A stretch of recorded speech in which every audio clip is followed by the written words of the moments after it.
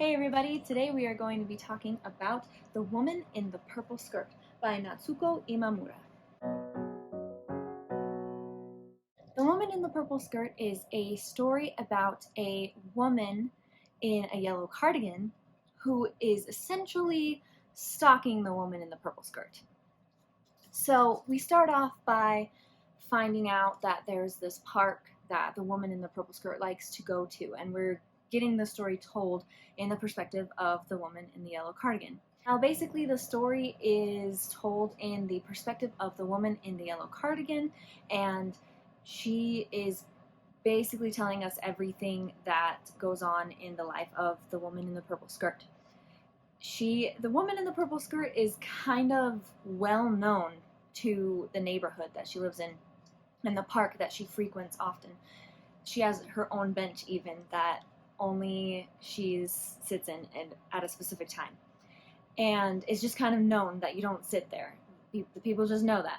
So she kind of has her own little fame surrounding her, not for any real reason. She didn't do anything to make her famous. She just wears a purple skirt. That's basically it.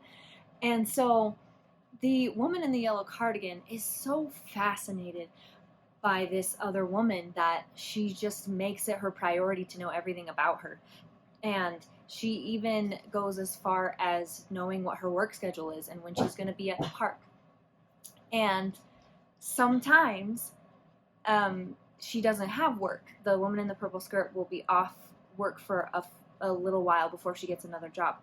And so the woman in the yellow cardigan decided she was going to make it so that the woman in the purple skirt ends up being hired at the place that the woman in the yellow cardigan works, so that she can basically spy on her even easier.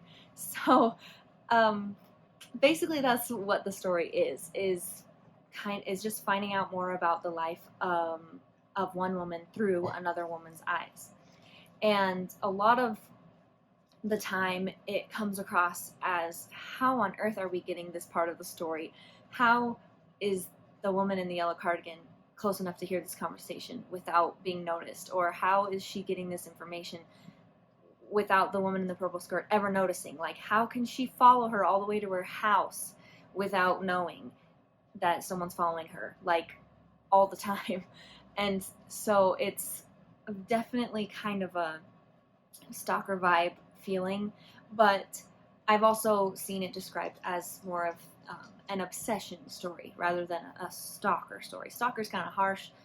A lot of times we feel like if you're being stalked, you're in danger, and the woman in the yellow cardigan isn't really like endangering the woman in the purple skirt. She's not doing anything to harm her. If anything, she's helping her find a job. She's doing these things to kind of make it be in favor for the woman in the purple skirt in her life, that good things could happen to her. So it's not too, I guess, stalker-y rather than obsessive.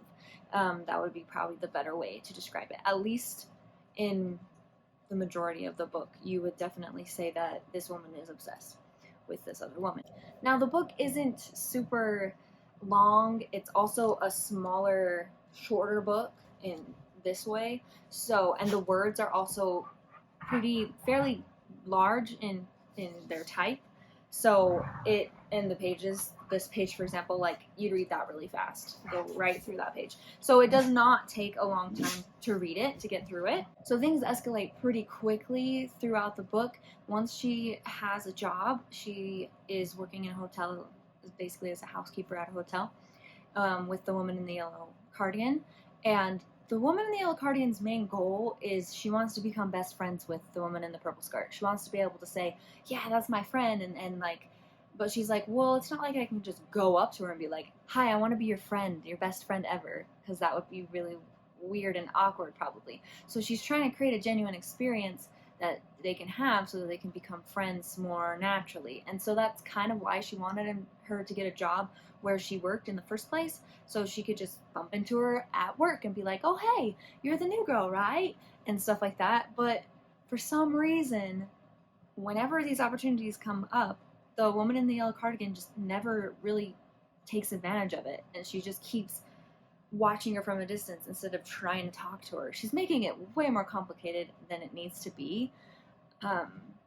And maybe there are people out there that have a hard time making friends, and they don't know how to go about it, and unless that person approaches them first. And maybe this is the case, is that this woman just doesn't know how to make friends naturally, and she's trying to make it happen, but she just needs the woman in the purple skirt to talk to her first, and it's just not happening. And so she's having a hard time with that. And it continues to go forward pretty quickly, and the woman in the purple skirt is loved by all the staff members. And then suddenly they're realizing that she is getting favoritism, it seems, by like the manager, and that she might be getting paid more and stuff like that. So then people start kind of turning on her and not liking her anymore. And so yeah, so that kind of just is, I'm realizing now there's a lot of things in this book that can relate to real life, where you might be shy and it might be hard to make friends, and you might really like someone, and then you find out something about them that makes you hate them for not really that good of a reason. It's understandable to be upset when people go faster up the chain than you and get raises faster than you when you've been there longer at the job. That's definitely frustrating, and so that's an understandable thing, but it's also showing that you're being so nice to someone and then all of a sudden you're being so rude to them, and it's not necessarily something that they can control. It's not like, you know, unless they were bribing someone to give them more money at their job. They're just working and doing their best, and they just happen to be getting paid more, and it kind of sucks because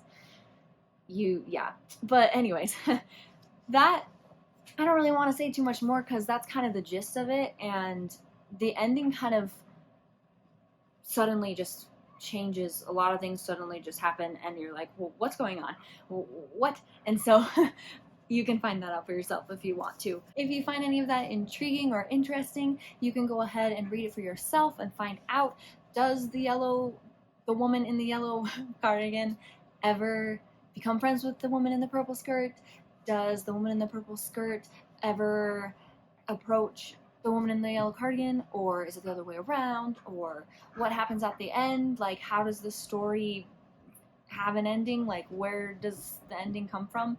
Because as I was reading it, I was like, if this girl's just like walking around stating all this stuff that she's observing of this other woman, like, how are we gonna get an ending to the story if she's just, you know, if this is just all she does all the time? But an ending does come, it does happen, and it's not one that I was expecting to happen at all. So yeah, I do think that it's worth the read. It does not take long to read. It's worth seeing through the eyes of someone who really admires another person and what they're willing to do to try and become friends with this person, and it's just kind of an interesting perspective, I guess, to read from. And the ending, I still don't know how I feel about the ending, to be honest. If I liked the direction it went, or if I would have preferred it to end another way. But I'm not the author, so it's not like I could figure out if there was a better ending or not. So anyways, thank you for watching this video. I know it's been a while since I've uploaded one. I appreciate you for watching it. Thank you very much, and I will see you in the next one. Bye.